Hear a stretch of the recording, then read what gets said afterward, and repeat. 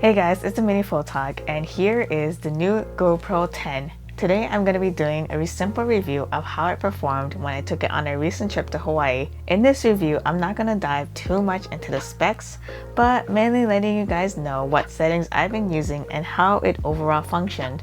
By the way, I'm not sponsored by GoPro to do this video. I got this GoPro because I really needed to upgrade from having a GoPro 4. First, let's talk about the build. Can you believe I already dropped this once?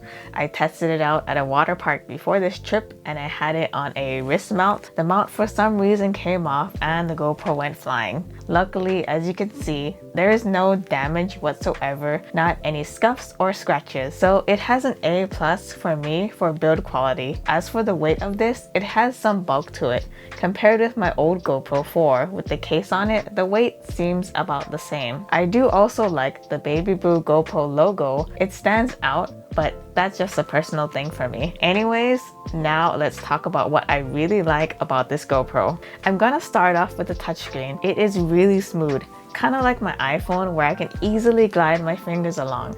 I heard the previous GoPro out of the box lagged like crazy. This GoPro does require an immediate update out of the box, but after that there is no issues. So I would say that the touchscreen is so good, it kind of became an issue. What I mean is when I took this in the water to capture above and underwater footage, the touchscreen would register water droplets as my finger and tap on things I didn't want it to. Many times while swimming, I would later find that my settings changed by accident or I'd be on a menu that I didn't want. To find a solution to this, I had to lock the screen by going to the quick settings menu and clicking on the lock button. I thought maybe there would be a setting to lower the screen sensitivity, but I wasn't able to find one. So if you are ever taking this GoPro for a swim, just remember to lock the touchscreen. The next thing I really like about this GoPro is the built-in mounts at the bottom. I'm used to the old GoPro design with the protective housing, so having this was such a convenience because I can set the GoPro down on a surface without needing to have a flat mount attached to it. The third thing I like about this GoPro is the ease of changing settings very quickly.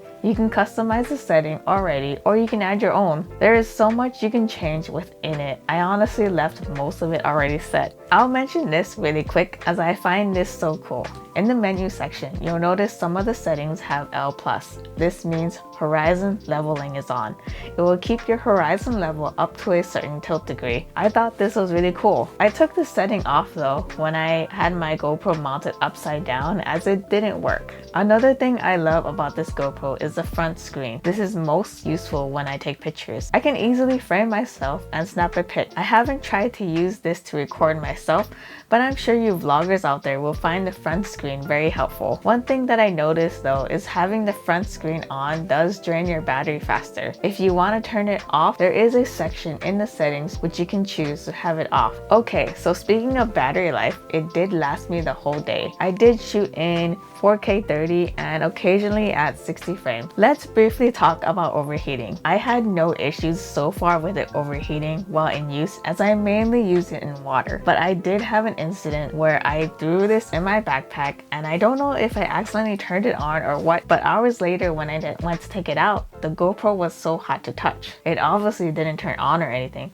so I quickly took out the battery and placed it on a cool surface. It eventually cooled down and I put the battery back in and it worked fine after that. So I don't really know what happened, but that is the only time that I had the GoPro get really hot. And that's my experience using the GoPro 10. It is a huge upgrade if you're coming from generations like GoPro 3, 4, 5, and 6. It is definitely a great action cam to have when you're traveling and just makes recording on the go easier. If you want to pick one up, the link will be in the description below.